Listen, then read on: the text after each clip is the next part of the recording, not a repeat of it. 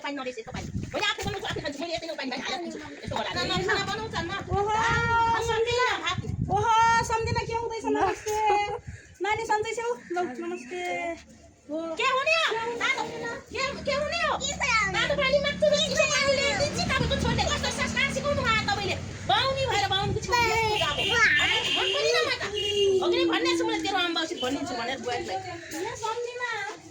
तपाई के मान्छे हुनुहुन्छ के तपाई त संस्कार त्यो आफ्नो घरको यो जान पार्नी रक्सी पार्नी मलाई थाहा हुन्छ तपाईको घरमा के छ भन्ने मलाई थाहा हुन्छ हाम्रो घरमा त पूजा हुन्छ पाठ हुन्छ शंख फुक्छौं बिहान बिहान धूपबत्ती हुन्छ बिहे हुन्छ तातो चिसो यस्ता संस्कारहरू त्यो त आफ्नो पहिला आफै सिकाउने सम्झिना त्यो मैले जान्दिनँ तपाईका छोरी जन्माएर के तपाईलाई संस्कार त तपाईको अहिले आएर मेरो छोरीलाई मेरो साइडमा यस्तो गाली गर्ने संस्कार मेरो हैन सिकाउनु पर्छ देखि देखि मगारको छोरोसित किन देखि सम्झिनी तपाईले लैजाऊ जाऊ लैजाऊ आज यस्तो तेरो छोरीले मलाई यस्तो दिएछ देखि